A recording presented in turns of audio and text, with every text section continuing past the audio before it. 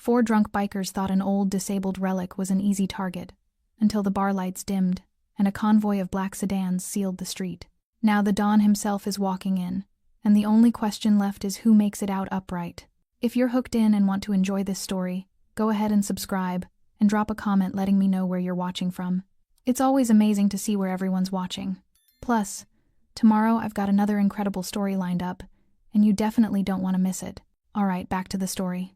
What's a relic like you doing in a bar meant for men?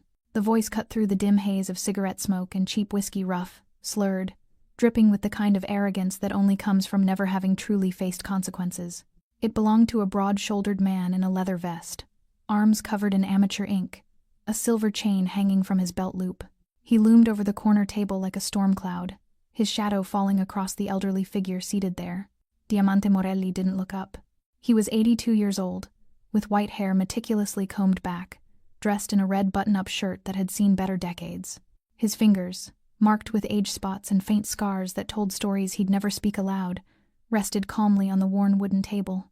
In front of him sat a simple glass of water, condensation trickling down its sides in slow, hypnotic trails. He watched those tiny rivers with the kind of focus that unnerved people, the focus of a man who had learned long ago that stillness was a weapon. The bar itself was a relic, much like Diamante. The rusty anchor had been a neighborhood fixture for 40 years, though fixture was generous. The floor was a patchwork of stains that no mop could ever truly erase. The air was thick with decades of spilled beer, stale tobacco, and the particular kind of desperation that clung to places where people came to forget. A single neon sign in the corner buzzed and flickered, casting sickly amber light across the handful of patrons who hunched over their drinks like penitents at confession. It was the kind of place where people minded their own business, where ghosts sat quietly with their regrets. And Diamante Morelli had been one of those ghosts for over 30 years. "Hey, I'm talking to you, old man." The biker, his vest patch red, Viper, planted both hands on the table. The wood groaned under the weight. 3 others stood behind him, arms crossed, grinning like hyenas who'd stumbled onto easy prey. Their leather vests all bore the same insignia: a coiled serpent wrapped around a motorcycle wheel, the Iron Fangs, a crew known more for bar fights and petty intimidation than any real power. Diamante slowly raised his eyes. They were dark, almost black in the dim light, and they held something that made Viper's grin falter for just a heartbeat. Not anger, not fear. Something else. Something weathered and immovable, like stone that had withstood centuries of storms. "I've been coming to this bar longer than you've been alive," Diamante said quietly, his voice a dry rasp that somehow carried authority. "I'll be here long after you've forgotten this night." Viper's face flushed red. His buddies snickered behind him, but it was the nervous kind of laughter, the kind that covered uncertainty. "Big words from a cripple," Viper sneered. He kicked Diamante's wooden cane. It clattered to the floor with a sharp crack that seemed to echo through the entire bar. The jukebox, which had been playing an old Sinatra tune, suddenly cut out. The other patrons, a retired dock worker, 2 regulars who'd been nursing the same beers for an hour, a young couple in the back booth, all found something fascinating about their drinks. No one looked up. No one wanted to see. Except Maria. The bartender stood frozen behind the counter, a glass in one hand, a rag in the other. Her knuckles had gone white. She was in her 50s, had worked here 23 years, and she'd seen Diamante come in every Wednesday and Saturday like clockwork. Always polite, always quiet, always alone. And she remembered the small laminated card he'd given her 3 years ago, tucked in the register drawer. Diamante bent down slowly. His hip protested, first a dull throb that radiated up his spine. Then his knee, the one that had been shattered decades ago, sent a sharp jolt of pain through his leg. His breathing remained steady, controlled, even as a thin sheen of sweat appeared on his temple. His fingers found the cane's handle smooth mahogany, worn to a shine by years of use. He straightened up with visible effort, each movement deliberate. Viper watched the struggle with predatory satisfaction. This was what he'd come for. The visible proof of weakness, the confirmation that he was stronger, younger, better. He saw a broken-down old man clinging to dignity he no longer deserved. "Pathetic," Viper announced to his crew. "Look at him. Can barely stand." One of the other bikers, younger, with badly bleached hair, grabbed Diamante's collar and yanked hard. The fabric of the red shirt strained, then tore open with a harsh ripping sound. The faded black tattoo was revealed, a crowned skull surrounded by serpents and roses, stretching across Diamante's chest. The bikers stared at it for a moment. Then they laughed. "Check it out. Grandpa's got ink." They howled with laughter, slapping each other's backs. Diamante simply exhaled a long, slow breath that carried something close to disappointment. He'd seen men like this before. Loud, arrogant, unaware of how quickly the world could turn. They never lasted long. Behind the bar, Maria's hand trembled as she reached into the register drawer. Her fingers closed around the small laminated card. She slipped into the back room and pulled out her cell phone. The card said to give only a name, nothing else. The phone rang once. A voice answered, cold, efficient, devoid of emotion. "Name." Maria's voice shook. "Diamante Morelli." Silence stretched for 3 seconds. Then, "Location." She gave the address, her words tumbling over each other. The line went dead. Maria stood there, heart hammering, knowing she'd just set something irreversible in motion. Back in the bar, Diamante glanced at the clock on the wall. 9:47 p.m. He looked back at Viper with something that might have been pity. "You have about 15 minutes, he said softly. The bikers didn't understand. They had no idea that the emergency number belonged to Sebastiano Lori, current don of the Lori crime family, and the son of the man whose life Diamante had saved more times than anyone could count. They had no idea that in 14 minutes, this quiet neighborhood bar would become ground zero for a reckoning beyond their worst nightmares. Diamante closed his eyes for just a moment, remembering the man he used to be. The storage room smelled like cardboard and stale beer. Maria pressed her back against the cold concrete wall, the phone still clutched in her trembling hand. The dial tone buzzed in her ear like an accusation. What have I just done? She'd worked at the Rusty Anchor for 23 years. She'd seen fights, breakups, celebrations, and quiet desperation. She'd learned when to pour an extra shot and when to call a cab. She'd learned when to speak and when to stay silent. But she'd never made a call like that before. 3 years ago, on a quiet Tuesday afternoon, Diamante had pressed the laminated card into her palm. His grip had been surprisingly firm for a man his age, his dark eyes searching hers with an intensity that made her breath catch. "Maria," he'd said softly, "I hope you never need this. But if trouble comes, real trouble, the kind I can't walk away from, you call this number. You say my name, nothing else. Do you understand?" She'd nodded, tucking the card into the register without asking questions. Because in a neighborhood like this, you learned not to ask questions. You learned that some people carried histories too heavy to speak aloud. Now, her hands wouldn't stop shaking. Through the thin door, she could hear the bikers' laughter, cruel, mocking, the sound of men who'd never learned that cruelty always has a price. She heard furniture scraping, glass breaking, Viper's voice rising in drunken triumph. Where'd the old man think he was, walking into our bar with that attitude? Our bar. Maria's jaw clenched. The Iron Fangs had been coming here for 6 months, acting like they owned the place, intimidating customers, running up tabs they never fully paid. She'd complained to the owner, but he was too afraid to do anything.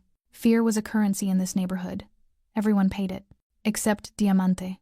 She'd never seen fear in his eyes, not once in 30 years. Even now, with his shirt torn open and 4 men surrounding him, he'd looked at them with something closer to disappointment than terror, like he'd seen this story before and knew exactly how it ended. Maria wiped her eyes and stepped back into the bar.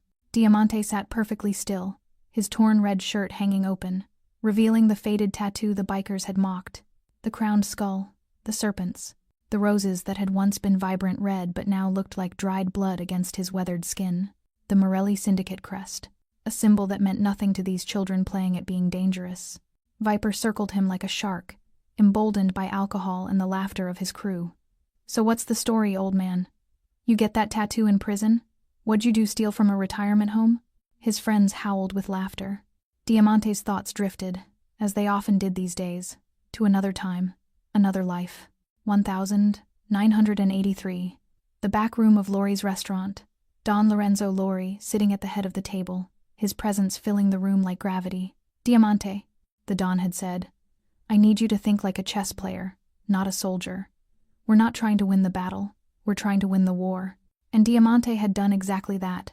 For 27 years, he'd been the mind behind the throne, the strategist, the consigliere who'd navigated 3 gang wars, 2 federal investigations, and countless internal betrayals. He'd kept the peace when violence seemed inevitable. He'd found solutions when everyone else saw only blood.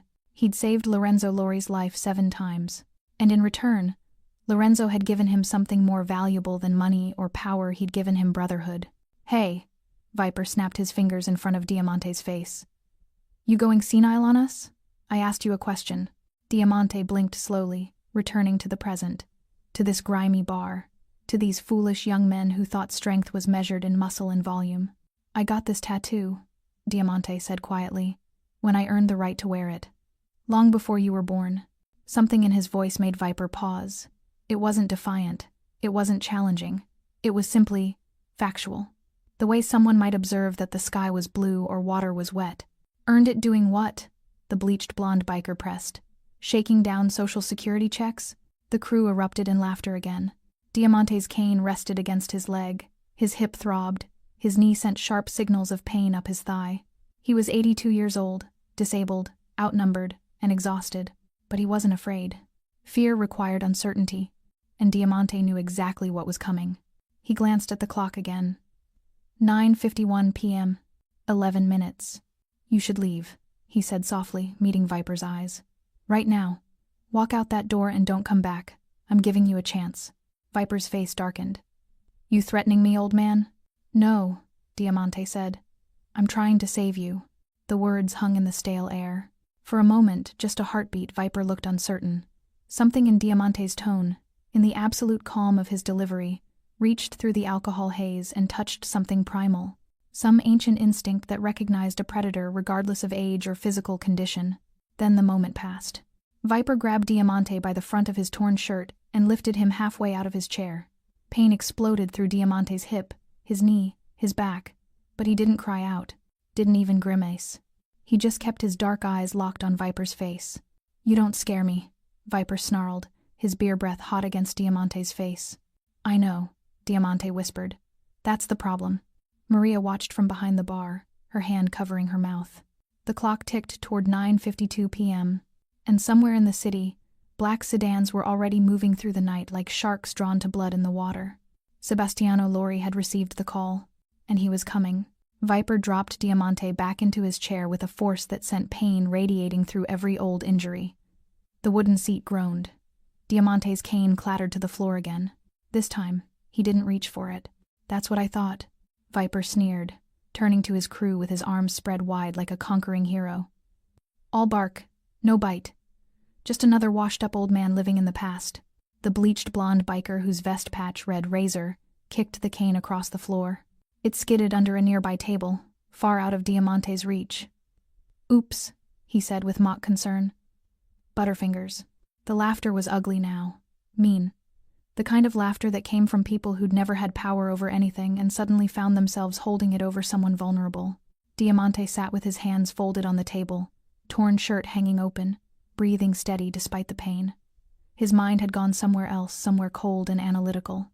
The same place it had gone during the Castellano negotiations, during the Russo ambush, during the long nights when he'd had to choose between loyalty and survival, and somehow found a way to honor both. Calculate, adapt, endure. These weren't the first men to underestimate him. They wouldn't be the last. But they would be the ones who paid the highest price for it. Maria approached cautiously, a glass of water in her trembling hands. Mr. Morelli, are you? He's fine, Viper cut her off, stepping between them. Aren't you, Grandpa? Tough old bird. Probably survived the dinosaurs, right? More laughter. Maria met Diamante's eyes for just a moment. In that glance, an entire conversation passed between them. She'd made the call. He knew. She saw the slight dip of his chin, barely perceptible, but there. Acknowledgement. Gratitude. Now we wait. She set the water on the table and retreated behind the bar, her heart hammering so hard she thought everyone in the room must hear it. The clock read 9:54 p.m. Diamante had learned patience in places where impatience meant death, in back rooms where one wrong word could start a war, in hospital beds after the Castellano massacre, when doctors said he'd never walk again and he'd spent 18 months proving them wrong through sheer force of will. Patience wasn't passive. It was active waiting, strategic endurance. So he sat, and he waited. Viper circled the table, enjoying his moment of dominance. You know what I think? He said, his voice taking on a philosophical tone that alcohol often inspired in stupid men. I think guys like you had your time. Back when things were different. When respect meant something. He leaned down close to Diamante's face. But those days are gone, old man. This is our world now. People like you, You're just taking up space. Diamante looked at him with those dark, unreadable eyes. You're right, he said softly. The world has changed. Viper blinked, surprised by the agreement. But some things, Diamante continued, his voice carrying a weight that made the air feel heavier. Some things never change. Respect is one of them. It's not given because of age or strength or who's louder. It's earned. Through actions. Through sacrifice. Through keeping your word even when it costs you everything. His eyes never left Viper's face. You wouldn't understand that, because you've never sacrificed anything in your life. The words landed like a slap. Viper's face flushed crimson. The truth, even from a broken-down old man, had teeth. You don't know anything about me, Viper shouted, spittle flying. I know everything about you, Diamante said calmly. I've seen 1,000 men just like you, loud, angry, desperate to prove they matter. And I've watched every single one of them disappear into obscurity or graves they dug themselves. The bar had gone deathly silent. Even Viper's crew had stopped laughing. There was something hypnotic about Diamante's voice, the absolute certainty of someone who'd lived through things these men couldn't imagine, who'd survived when survival seemed impossible. Razor stepped forward, trying to break the tension. Come on, Viper. This is boring. Let's grab a drink and... Shut up, Viper snapped, his eyes still locked on Diamante's. I'm not done with him yet. He grabbed Diamante's water glass and dumped it over his head. The cold water ran down Diamante's white hair, his face, soaking into his torn red shirt. It dripped onto the table in a steady rhythm. Diamante didn't move, didn't wipe his face, didn't react at all. He just looked at Viper with something that might have been pity. 9:57, he said quietly, glancing at the clock. You have 3 minutes. 3 minutes for what? Viper demanded. To leave. To walk out that door and never come back. To forget this ever happened. Viper laughed, but it sounded forced now. Hollow. Or what? Diamante tilted his head slightly. Or you'll understand why respect isn't just a word. The door to the Rusty Anchor remained closed. The street outside was quiet. The other patrons hunched over their drinks, desperately wishing they were anywhere else. Maria stood behind the bar, watching the clock. 9:58 p.m. Diamante's hip throbbed where Viper had manhandled him. His knee sent sharp signals up his leg. Water dripped from his hair into his eyes. He was cold, wet, in pain, and surrounded by men who wanted to hurt him. But in his mind, he wasn't in the Rusty Anchor anymore. He was in a black sedan in 1987, bleeding from a shotgun wound, his legs shattered, holding pressure on Don Lorenzo Lori's chest wound while the driver ran every red light between Little Italy and Street. Vincent's hospital. Stay with me, Lorenzo, he'd whispered. Your son needs you. Your family needs you. Stay with me. And Lorenzo had lived, because Diamante had refused to let him die. Now it was Lorenzo's son's turn to return the favor. The clock hit 10 p.m., and outside, in the darkness, engines began to rumble. The sound started as a distant rumble, low, mechanical, purposeful. At first it blended with the ambient noise of the city, distant traffic, the hum of streetlights, the occasional siren blocks away. Then it grew closer, deeper, more deliberate. Razor was the first to notice. He'd been standing near the grimy window, nursing his 4th beer of the night, when movement outside caught his eye. He squinted through the neon-tinted glass, his alcohol-fogged brain struggling to process what he was seeing. Viper? What? Viper snapped, still looming over Diamante's soaked form. There's cars outside. So what? It's a street. There's always cars. No, man. These are different. Something in Razor's voice, a thread of uncertainty, maybe fear, made Viper turn toward the window. The rumbling had become a presence now. Not just sound, but vibration. The kind that rattled the cheap beer signs and made the liquid in abandoned glasses tremble in concentric circles. Through the window, headlights appeared. Not the scattered, random pattern of normal traffic, but synchronized, purposeful, moving in formation. Black sedans, 4 of them, glided to a stop outside the Rusty Anchor with military precision. They formed a semicircle, blocking both ends of the street. Their engines cut simultaneously, leaving an eerie silence that somehow felt more threatening than the rumble had been. No police lights, no sirens, just quiet, efficient danger. The hell? One of the other bikers muttered. Maria's breath caught in her throat. She recognized those vehicles, not specifically, but categorically. She'd lived in this neighborhood long enough to know what they represented. Power. Real power. The kind that didn't need to announce itself. The sedan doors opened not frantically, but with choreographed precision. Men emerged into the sodium-yellow streetlight. They wore dark suits, tailored and expensive, completely out of place in this run-down neighborhood. Their movements were economical, professional. No wasted motion, no hesitation. They took positions with the kind of discipline that came from training, not swagger. One stood at each corner. 2 more flanked the entrance to the bar. They didn't draw weapons, didn't threaten, they simply existed, and their existence was threat enough. Inside the rusty Anchor, the temperature seemed to drop 10 degrees. Viper's crew had gone silent. Their cocky grins had evaporated like water on hot pavement. They clustered together instinctively, the way prey animals do when predators circle. "Who the hell are they?" Razor whispered. Diamante sat perfectly still, water still dripping from his white hair, torn shirt clinging to his thin frame. But something had shifted in his posture. His shoulders had straightened slightly, his breathing had deepened. He looked, for the first time that night, like a man who'd been vindicated. Maria saw it, that subtle change. And she understood, with crystal clarity, that she'd just witnessed the last moments of the Iron Fang's reign in this neighborhood. Whatever was about to walk through that door would end them. Viper tried to recover his bravado, probably just some businessmen, wrong neighborhood, but his voice cracked on the last word. The door to the bar didn't burst open. It didn't crash inward with dramatic force. It simply opened, slowly, deliberately. The man who entered radiated authority the way the sun radiates heat effortlessly, undeniably, impossible to ignore. He was in his late 40s, dressed in a black suit that probably cost more than everything in the rusty Anchor combined. Tattoos crawled up his neck in intricate patterns, not the amateur work covering Viper's arms, but art. Expensive, meaningful art. His face was carved granite, angular, harsh. The kind of face that had made difficult decisions and never lost sleep over them. But his eyes, dark, intelligent, calculating, scanned the room with the precision of a surgeon examining a patient. They took in the frightened patrons, the nervous bartender, the clustered bikers, and then they found Diamante. Everything about the man changed in that instant. The hardness in his face softened not into weakness, but into something deeper. Respect, concern, the kind of emotion that couldn't be faked. He crossed the bar in 4 long strides, his expensive shoes making no sound on the sticky floor. The bikers scrambled out of his way like children fleeing an angry father. When he reached Diamante's table, he stopped. For a long moment, the 2 men simply looked at each other.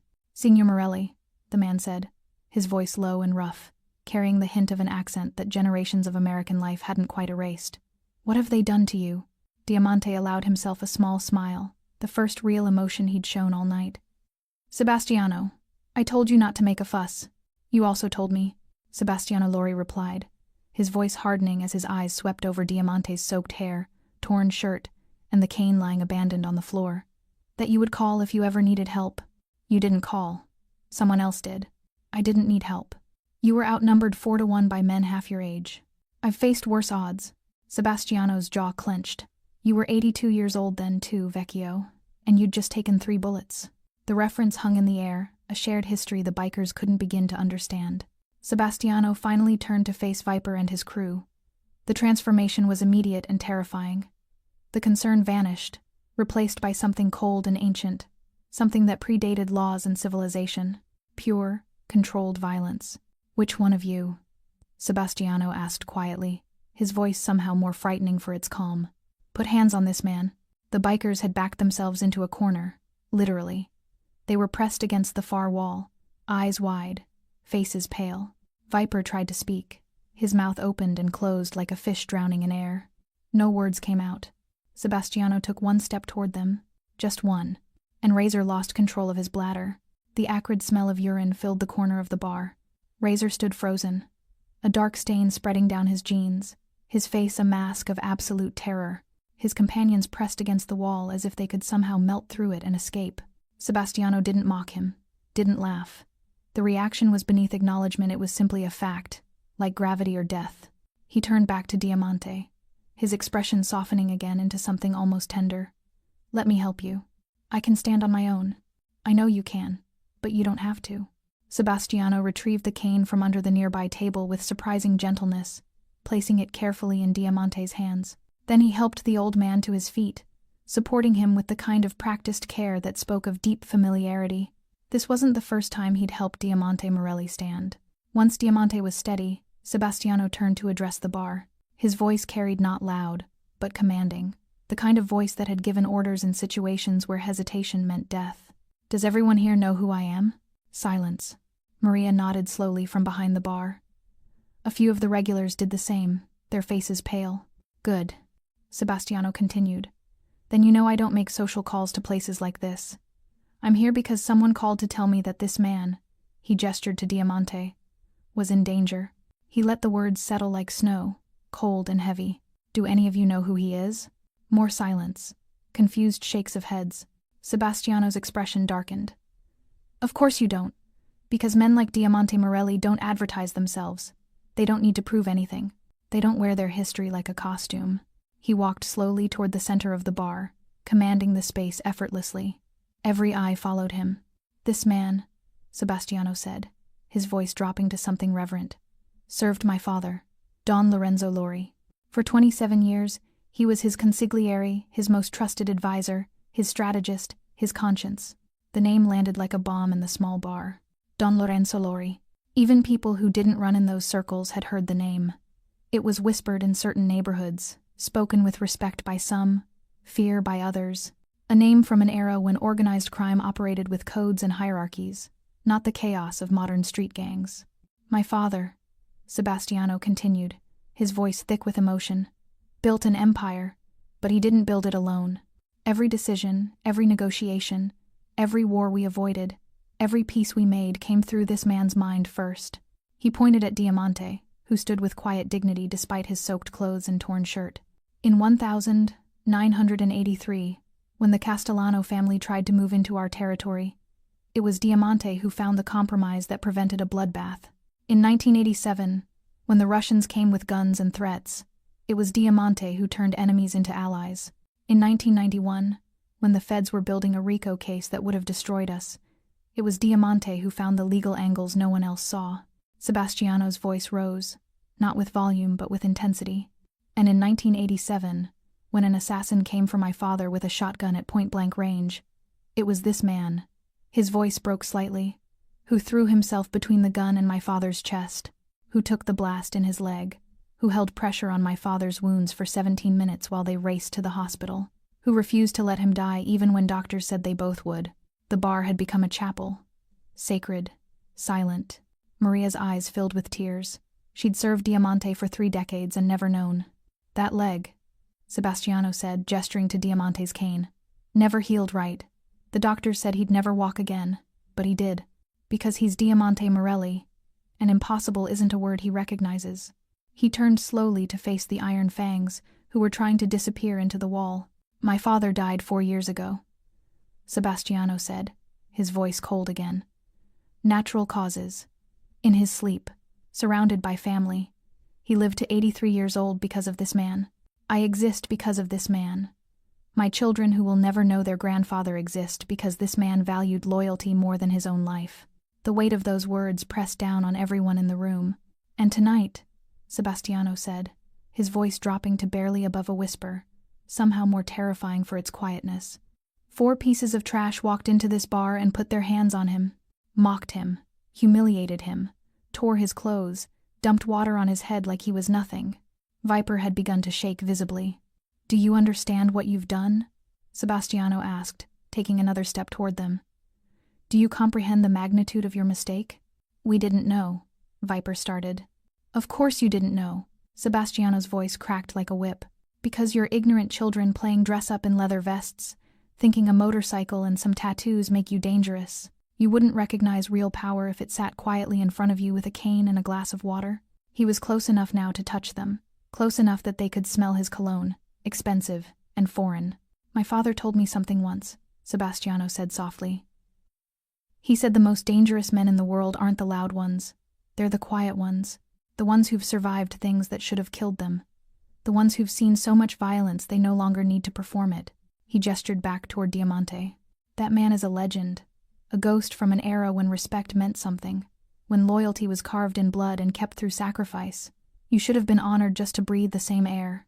Sebastiano's hand shot out, grabbing Viper by the throat with shocking speed. "Instead," he hissed, You humiliated him. Viper's feet left the ground. Sebastiano lifted him with one hand, his grip crushing the biker's windpipe with calculated pressure, not enough to kill, but enough to make every breath a fight for survival. Viper's hands clawed at Sebastiano's wrist, his face turning purple, eyes bulging with panic. The other bikers pressed harder against the wall, as if they could phase through the plaster and brick into some alternate reality where they'd made better choices. You think you're tough? Sebastiano's voice was barely above a whisper, but it filled the entire bar. You think intimidating an 82-year-old man makes you powerful? He slammed Viper against the wall. The impact rattled beer signs. Dust fell from the ceiling. I've killed men twice your size for less than what you've done tonight. Men with training, with reputations, with actual reasons to believe they were dangerous. Sebastiano's face was inches from Viper's, his dark eyes boring into the biker's soul. You're nothing. You're less than nothing. You're a mistake I'm about to correct. Viper's lips moved, trying to form words. Apologies, please, anything. But no sound escaped except a desperate wheeze. Maria stood frozen behind the bar, one hand covering her mouth.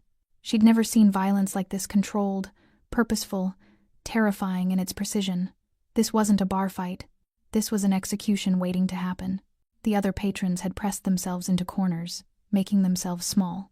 The young couple in the back booth held each other, the woman's face buried in her boyfriend's shoulder. Outside, Sebastiano's men remained at their positions, silent sentinels ensuring no one entered, no one left, and no one interfered with what was happening inside. Do you know what my father would have done? Sebastiano asked Viper conversationally, as if they were discussing the weather rather than murder. If someone had disrespected his consigliere while he was alive, Viper couldn't answer, could barely breathe. He would have made an example, a public one, the kind of example that people talk about in whispers for decades, the kind that prevents anyone else from ever making the same mistake.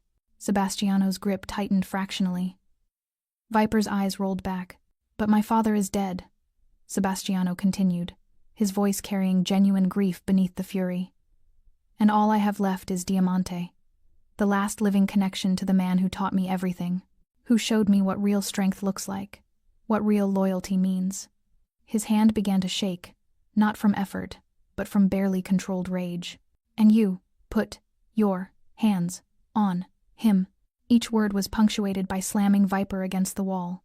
The biker's body went limp, consciousness flickering like a dying bulb. Razor sobbed openly in the corner. The other two bikers looked like they might pass out from sheer terror. Sebastiano dropped Viper. The biker crumpled to the floor in a heap, gasping and choking, his hands clutching his bruised throat. But Sebastiano wasn't finished. He crouched down beside Viper's prone form, his expensive suit somehow still immaculate despite the violence. When he spoke, his voice had dropped back to that terrible, quiet, calm, I should kill you, right here, right now. It would be justice, it would be appropriate, and it would send exactly the message I want to send. Viper tried to crawl away. Sebastiano's hand shot out, gripping his shoulder, pinning him in place effortlessly. But you know what stops me? Sebastiano asked. Not mercy, not the law, not fear of consequences. He glanced back at Diamante, who stood watching silently, leaning on his cane. Him, Sebastiano said softly. He stops me. Because even after everything, after decades of violence and betrayal and loss, he still believes some men can be better than their worst moments. He still believes in redemption. Sebastiano's voice hardened again as he turned back to Viper. I don't share his faith, but I honor his wishes, always. He stood, straightening his suit jacket with sharp, angry movements. Then he addressed all four bikers, his voice carrying absolute authority. You will leave this bar. You will go directly to the nearest police station. You will confess to assault, battery, and harassment. Every witness here will provide statements. Maria, he glanced at the bartender, will provide security footage. Maria nodded quickly. Though the bar's security camera had been broken for 2 years, she'd figure something out. You will accept whatever charges they file, Sebastiano continued. You will plead guilty. You will serve whatever sentence they give you. And you will consider yourselves blessed beyond measure that you're walking out of here breathing. He paused, letting the words sink in. If you run, if you try to leave the city, if you try to hide, if you try to retaliate in any way, I will find you. And next time, Diamante Morelli won't be here to save you. The promise hung in the air like poison gas. Do you understand? Four heads nodded frantically. I can't hear you, Sebastiano said coldly. Yes, they croaked in unison. Yes, we understand. Good. Sebastiano gestured to his men at the door. Escort them to the precinct. Make sure they don't get lost along the way. 2 of the suited men entered, their faces expressionless.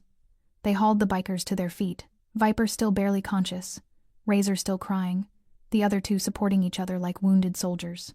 As they shuffled toward the door, Sebastiano called out one final time. And gentlemen, your club, the Iron Fangs, no longer has any presence in this city. Spread the word. Anyone wearing those colors after tonight will be considered personally offensive to me. The bikers stumbled out into the night, herded by Sebastiano's men toward vehicles that would deliver them to justice, or at least the legal system's approximation of it. The bar fell silent again. Sebastiano turned back to Diamante, and the transformation was immediate. The cold, brutal enforcer disappeared, replaced by something almost vulnerable. Forgive me, Senor. I couldn't. His voice cracked. When I got the call, I thought, I know, Diamante said gently. I know what you thought. Sebastiano stood in the center of the bar, his chest heaving with adrenaline and emotion. His hands trembled slightly, not from fear or weakness, but from the effort of restraining himself. The violence he'd inflicted had been controlled, measured, but everyone in the room could sense how close he'd come to crossing a line he could never uncross. They deserved worse, he said, his voice rough. Much worse. Diamante took a slow, painful step forward, his cane tapping against the sticky floor. The sound seemed impossibly loud in the tense silence. Sebastiano, just the name, spoken softly, but it carried weight, the weight of history, of authority that transcended age or physical strength. Sebastiano turned to face him, and for a moment, the most powerful man in the city looked like a boy seeking approval from a father figure. They put their hands on you, Sebastiano said, and there was genuine anguish in his voice. They humiliated you. His jaw clenched. If my father were alive, he would have burned this entire street to the ground. Your father, Diamante said, taking another careful step closer, would have done exactly what you just did. No more, no less. You don't know that. I knew Lorenzo Lori for 30 years. Diamante's dark eyes held Sebastiano's. I knew him better than anyone except his wife. And I'm telling you, he would be proud of how you handled this. Sebastiano's face twisted with conflict. I wanted to kill them. I still want to kill them. I know. They don't deserve to breathe the same air as you. Perhaps not. Diamante reached Sebastiano and placed his hand on the younger man's arm.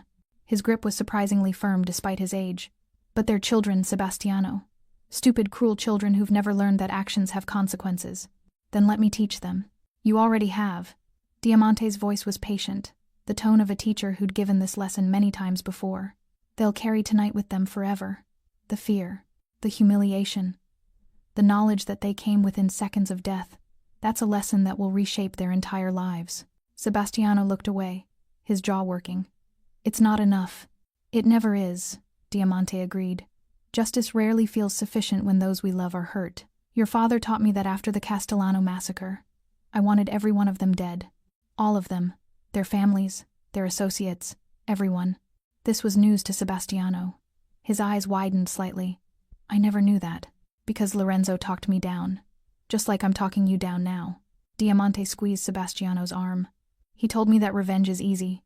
Any fool with a gun can take revenge. But wisdom, true wisdom, is knowing when to stop.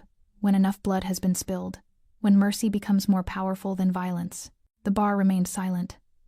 Maria and the other patrons watched the exchange with something approaching awe, this glimpse into a world they'd only heard about in whispers and rumors. Your father was the strongest man I ever knew, Diamante continued. Not because he could order men killed, though he could. Not because people feared him, though they did. He was strong because he knew when not to use his power. When to show restraint. When to choose a different path. Sebastiano's eyes glistened. I miss him every day. I know you do. So do I. Diamante's voice softened. But he's watching you, figlio mio. And tonight you honored his memory. You protected someone he loved.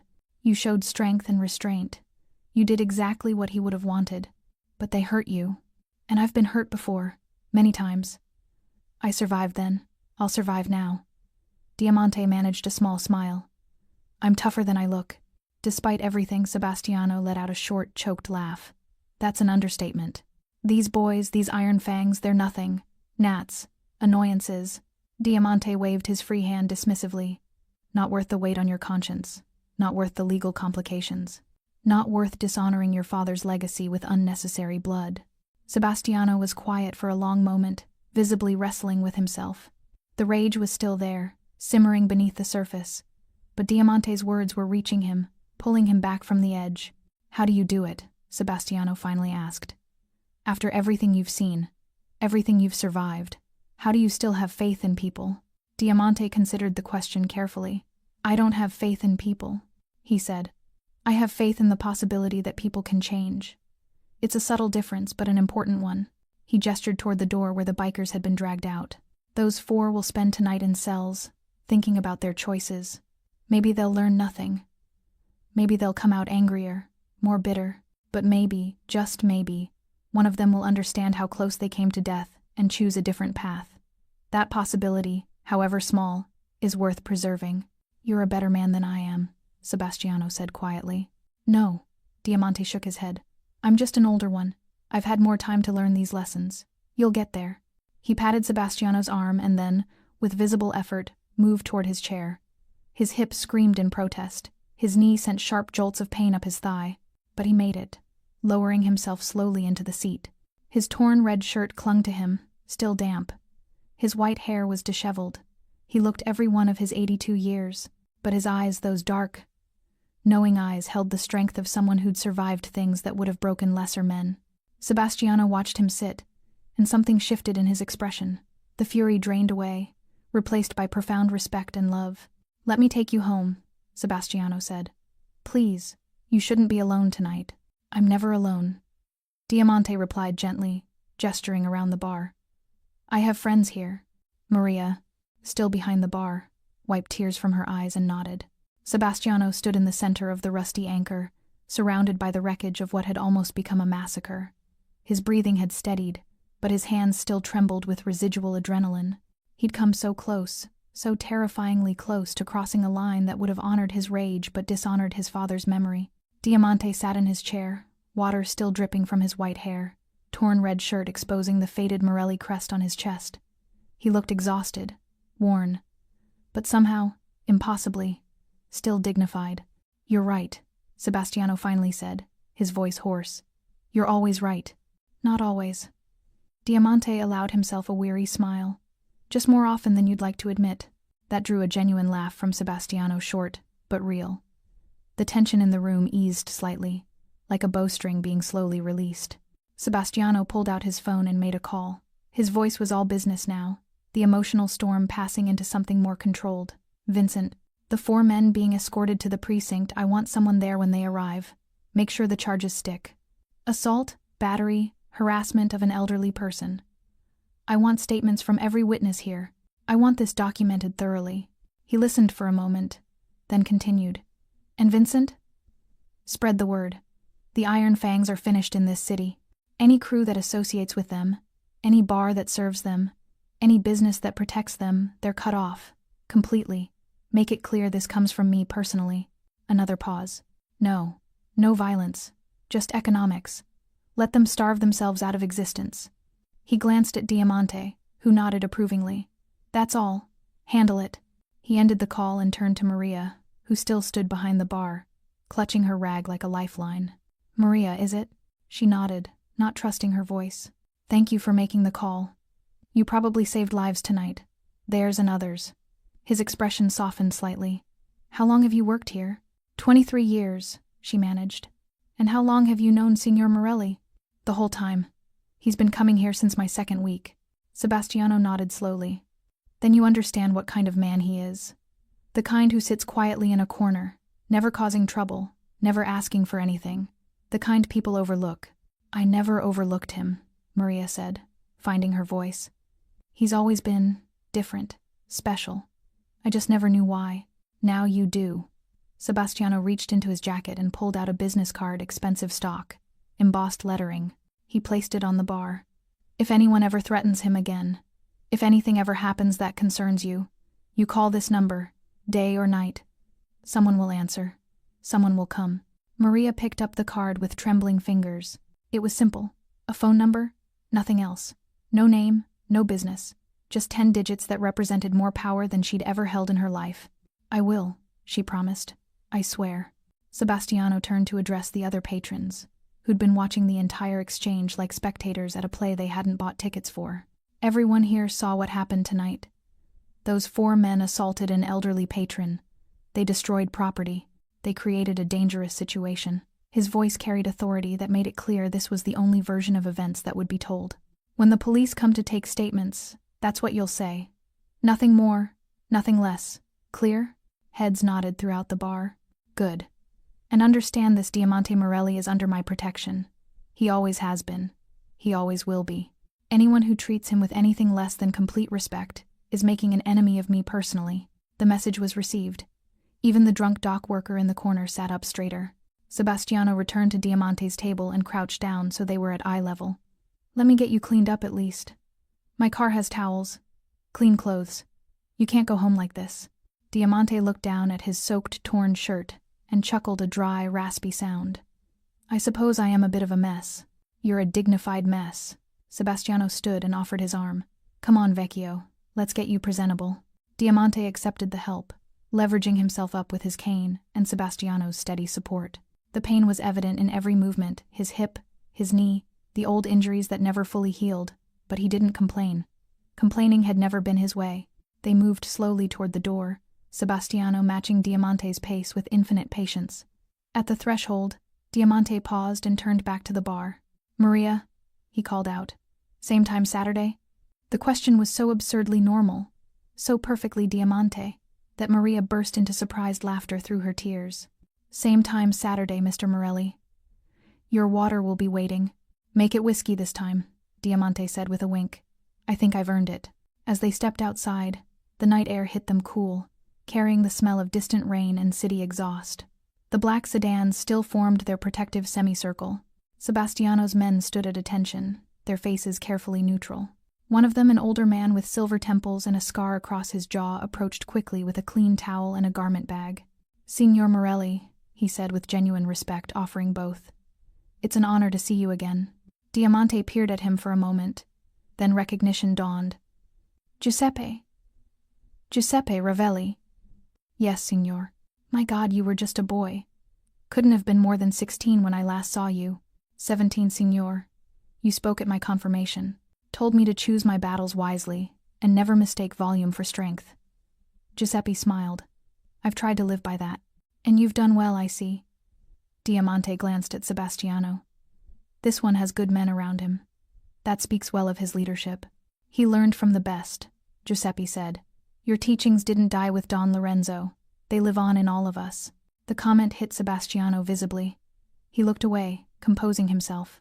Diamante dried his face and hair with the towel, then allowed Sebastiano to help him into a clean shirt, expensive, soft fabric that fit reasonably well despite not being tailored for him. The torn red shirt was folded carefully and placed in the sedan. Evidence, perhaps, or a reminder. "Better?" Sebastiano asked. "Much, thank you." Diamante straightened the collar, his movements fastidious even after everything. Some habits, forged over decades, never faded. Police sirens approached in the distance, the inevitable bureaucratic aftermath of violence. Sebastiano's expression hardened slightly. "I should stay," he said. "Make sure the statements are handled correctly." "No," Diamante said firmly. "You should go home. To your family, your wife, your children. Let your men handle this. That's why you have them." "But..." "Sebastiano." Diamante placed his hand on the younger man's shoulder. "You came when I needed you. You handled the situation with strength and restraint. You honored your father and protected me. Now go home and hold your children. Tell them you love them. That's what Lorenzo would want you to do." Sebastiano's throat worked. "Will you at least let me drive you home?" "Giuseppe can drive me." "You've done enough for one night." Diamante squeezed his shoulder. "Go. Be with your family. I'll be fine." For a moment, it looked like Sebastiano might argue. Then he simply pulled Diamante into a careful embrace, mindful of the old man's injuries, but genuine in its emotion. "Thank you," Sebastiano whispered. "For everything. Tonight, and everything." "You're welcome, Filio. Now go." They separated.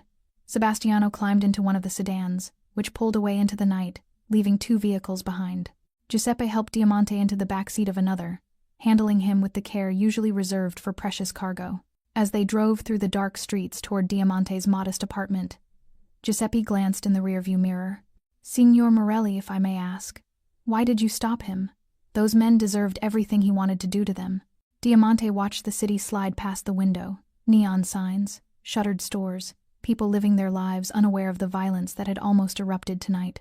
"Because," he said quietly, "violence is easy. Any fool can hurt someone weaker than themselves. But choosing not to choosing mercy when you have the power to destroy, that's what separates men from monsters. That's what I tried to teach Lorenzo.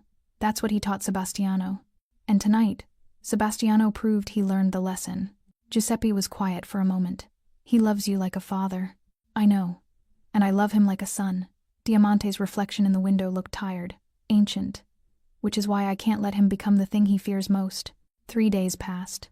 The news barely made a ripple in the city's consciousness. 4 members of a motorcycle gang arrested for assault at a neighborhood bar. It was buried on page 7 of the Metro section, between a story about potholes and an editorial about parking regulations. But in certain circles, the story spread like wildfire. The Iron Fangs Motorcycle Club, already a marginal operation, imploded within 48 hours. Their leader, a man called Tank, who'd never even met Viper but knew enough about the Lori family to understand the implications, issued a statement dissolving the club entirely.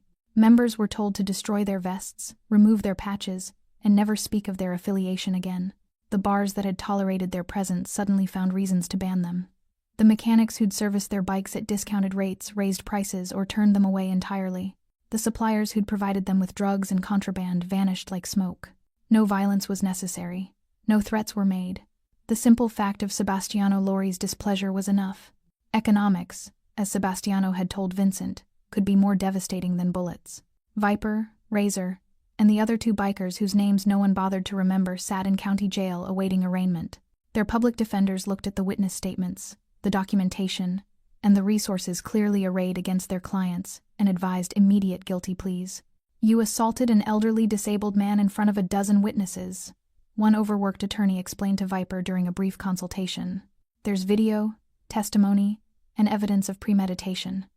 You're looking at 18 months minimum if you fight this.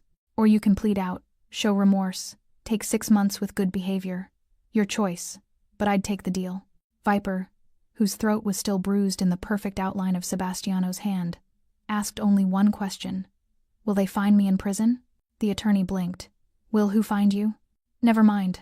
Viper signed the plea agreement with shaking hands. In the Rusty Anchor, life returned to something approaching normal. Maria had the broken security camera actually fixed this time, and she installed 2 more for good measure. The owner, an absent landlord who rarely visited, approved the expense without question after Maria explained what had happened. The story of that night had been sanitized for official purposes, but the regulars who'd been present knew the truth. They knew they'd witnessed something rare and powerful, a glimpse into a world that usually remained hidden, where honor and loyalty meant more than money, where old men carried histories that could summon armies. They treated Diamante differently now, not with fear, but with genuine respect. When he arrived on Saturday evening, exactly as promised, 3 people stood to offer him their seats. He politely declined and made his way to his usual corner table. Maria brought him his water without being asked, and beside it, a glass of expensive whiskey she'd purchased specifically for him. "On the house," she said. "Forever." Diamante smiled. "You'll go broke." "Worth it." She hesitated, then asked, "Mr. Morelli, can I ask you something?" "Of course."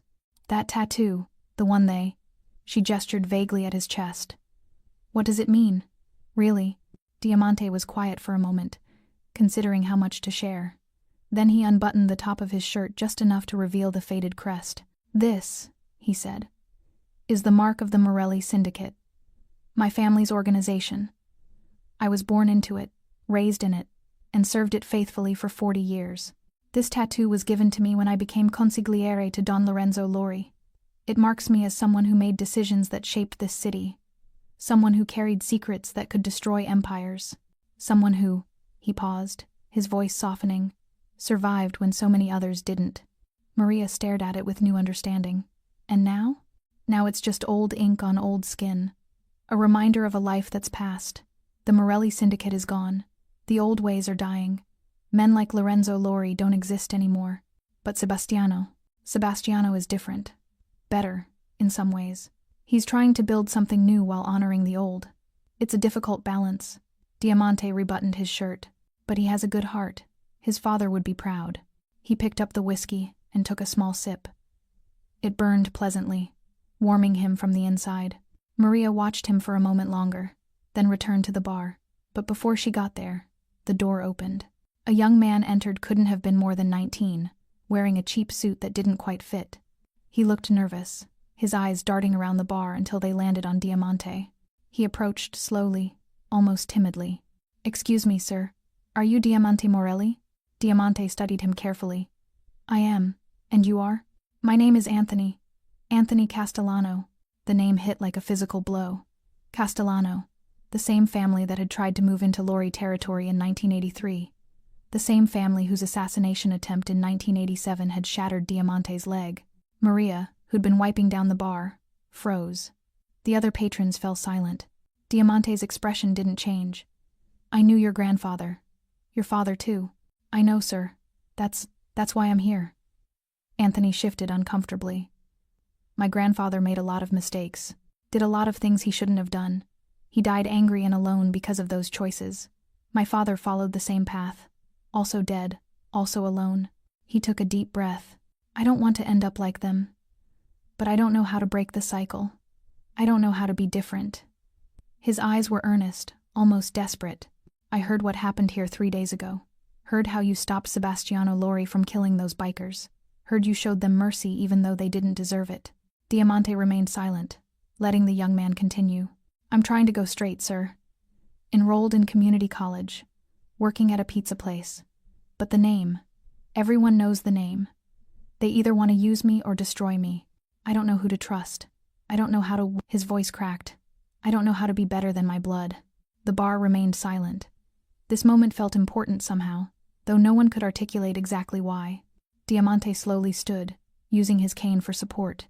He crossed the small distance between them and looked Anthony Castellano directly in the eyes. "Your blood doesn't define you," Diamante said quietly. "Your choices do. Your grandfather and father made their choices. Those choices had consequences. But you're not them. You never have to be them." "But how do I today?" "You do exactly what you're doing right now. You go to school. You work honest jobs. You build a life that doesn't depend on fear or violence. It won't be easy. The name will follow you. But every day you choose differently, you weaken its power over you." Anthony's eyes glistened. "You really believe that?" "I have to," Diamante said. "Because if I don't believe people can change, then everything I've survived, all the pain, all the loss was meaningless." He placed his hand on Anthony's shoulder. "You want to break the cycle? Then break it. Live quietly. Help others when you can. Find someone to love and build a family with them. Make your life so boring and normal that no one writes stories about you. That's real strength. That's real victory." Anthony wiped his eyes quickly. "Thank you, sir. I needed to hear that from someone who knew them, someone who survived them." "You're welcome. Now go. Live your life. Make me proud." Anthony Castellano nodded, straightened his cheap suit jacket, and walked out of the rusty Anchor. The door closed behind him. Diamante returned to his table and lowered himself slowly into his chair. The whiskey waited for him, amber and patient. Maria approached cautiously. "That was incredible. That was necessary," Diamante corrected gently. "That young man came here looking for permission to be better than his history. Who am I to deny him that? But his family tried to kill you." "Yes, they did." Diamante touched his leg, the one that never healed right. "And they failed. And now they're gone. And he remains. What purpose would it serve to perpetuate the hate?" He raised the whiskey glass. "To second chances," he said, to no one in particular. "And the courage to take them." He drank deeply. 5 days after the incident, Sebastiano Lori stood in the doorway of Diamante Morelli's modest apartment. He'd been here countless times over the years, first as a child, holding his father's hand, later as a teenager, seeking advice about girls in school, then as a young man learning the family business, and now as the Don himself, carrying the weight of an empire his father had built and he was desperately trying to preserve. The apartment was small but immaculate. First floor, accessible, no stairs to navigate with a ruined leg. The furniture was old but well-maintained. Books lined every wall. History, philosophy, chess strategy, Italian poetry. A single photograph sat on the mantel. Diamante and Lorenzo Lori, both younger, both smiling, arms around each other's shoulders like brothers. Diamante sat in his worn armchair, dressed in comfortable clothes, slacks and a cardigan, house slippers instead of street shoes. His cane rested within easy reach. A chessboard sat on the small table beside him, a game half played against himself. "Sebastiano," Diamante said warmly. "I wasn't expecting you." "I know. I should have called." Sebastiano entered, closing the door behind him. He carried a small wooden box, ornately carved, clearly expensive. "But I needed to do this in person." He sat in the chair opposite Diamante, the same chair Lorenzo Lori had occupied dozens of times. The weight of that symbolism wasn't lost on either man. "How are you feeling?" Sebastiano asked. "Old, sore, alive. All things considered, I'll take it." Diamante gestured to his torso. "The bruises are fading. The pride took longer to heal. But that's mending too. I'm glad." Sebastiano set the wooden box on the table between them, beside the chessboard. "I've been thinking about what you said that night. About my father. About mercy and wisdom and knowing when to stop. And you were right. You're always right, which is deeply annoying." Sebastiano managed a small smile. "The bikers pled guilty yesterday. 6 months each, reduced from 18. Their club is dissolved. Their reputation is destroyed. And I didn't have to kill anyone. Your father would be proud." "Maybe." Sebastiano's expression grew more serious. "But I realized something else. I've been taking you for granted." Diamante frowned. "What do you mean?" "You saved my father's life. Multiple times. You built the foundation that allowed him to create everything I now control. You gave him decades he wouldn't have had otherwise." Sebastiano's voice grew thick with emotion. "And what have I given you in return? A phone call every few months? An invitation to Christmas dinner you always politely decline? It's not enough. It's nowhere near enough. Sebastiano, you don't owe me." "Yes, I do." Sebastiano leaned forward, intensity radiating from him. "My father owed you everything, which means I owe you everything. That debt doesn't disappear just because he died. It passes to me, to my children, to every generation of Loris that follows." He pushed the wooden box toward Diamante. "Open it." Diamante hesitated, then lifted the lid. Inside, nestled in black velvet, was a key. Old-fashioned, brass, clearly important. "What is this?" "That key opens a safety deposit box at First National Bank, downtown branch. Inside that box is a trust fund in your name. $5 million, managed conservatively. The interest alone is more than enough to cover any expense you could ever have, medical care, home care, anything you need." Diamante stared at the key as if it were a snake. "I can't accept this." "You don't have a choice. It's already done. The account exists whether you use it or not." Sebastiano's voice softened. "Please, Diamante, let me do this. Let me repay even a fraction of what you gave my family. I didn't do it for money. I know.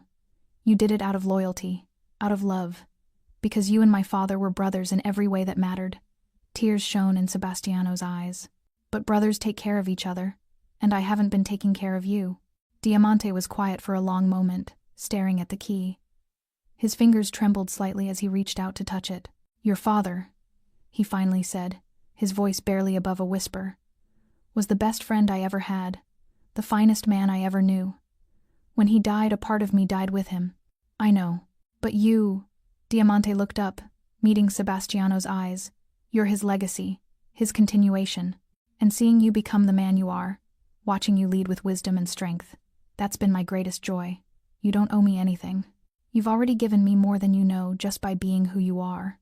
Sebastiano wiped his eyes roughly. "Take the money anyway, please. If not for yourself, then for me. Let me have the peace of knowing you're taken care of." Diamante closed his hand around the key. "On one condition. Anything. You visit more, not out of obligation, not out of duty, but because you want to, because you miss the stories, because your children should know who their grandfather's consigliere was." Diamante's voice grew stronger. "I don't need money, Sebastiano. I need family. You're all the family I have left." Sebastiano stood abruptly, crossed the small space, and knelt beside Diamante's chair. He took the old man's hands in his own. "You're my family too," he said fiercely. "You always have been, and I swear to you I'll visit, weekly, with the children. We'll have dinners, we'll play chess. I'll tell them stories about you and Papa. They'll know exactly who you are and what you mean to our family." Diamante's weathered face crumpled slightly. He pulled one hand free and placed it on Sebastiano's head, the gesture both paternal and priestly. "Your father would be so proud of you," he whispered. "Not for your power or your wealth or your control, but for your heart, for the man you've become despite the violence you inherited, for choosing mercy when you had every right to choose vengeance." They stayed like that for a long moment, two men from different generations, bound by loyalty and love and shared history. Finally, Sebastiano stood, composing himself. "I should go. Maria and the kids are expecting me for dinner." "Of course. Give them my love." "I will." Sebastiano moved toward the door, then paused. "Oh, I almost forgot. Giuseppe asked me to tell you something." "What's that?" He said. "Signor Morelli was right. Volume isn't strength. I've built my entire career on that principle." Sebastiano smiled. "He wanted you to know your words mattered, that they shaped him." Diamante felt warmth spread through his chest. "Tell him I'm proud of him. Tell him to keep choosing wisely." "I will." Sebastiano opened the door, letting in the evening light. He paused on the threshold. "Same time next week? I'll bring the children. I'll make sure I have cookies," Diamante promised. Sebastiano left, closing the door gently behind him. Diamante sat in his chair, holding the brass key, feeling its weight. $5 million. A fortune. More money than he'd ever had in his entire life. But it wasn't the money that mattered. It was what it represented. Family taking care of family. Sons honoring fathers. Loyalty that transcended death itself. He placed the key back in the wooden box and set it on the shelf beside the photograph of him and Lorenzo. Then he returned to his chess game, studying the board with the focus of a man who'd spent his life thinking 10 moves ahead. Outside his window, the city hummed with life. Somewhere out there, 4 bikers sat in cells, contemplating the choices that had brought them there. Somewhere, Anthony Castellano was attending class, building a different life. Somewhere, Sebastiano Lori was going home to his family, carrying the lessons his father and his father's consigliere had taught him. And here, in a small apartment filled with books and memories, Diamante Morelli sat quietly surviving, enduring, still teaching lessons even at 82 years old, still proving that real strength isn't loud. It's quiet. It's patient. It's knowing when to fight and when to forgive, and it lasts longer than violence ever could. He moved his knight on the chessboard, setting up a combination 5 moves deep, and smiled. "Thanks for sticking with this story till the end. If you enjoyed it, you're going to love the next one. It's packed with unexpected turns and heartfelt moments." Click the image on your screen to keep the journey going, and make sure to hit subscribe for more amazing stories. Drop a comment and rate this story from 1 to 10. I can't wait to see what you think.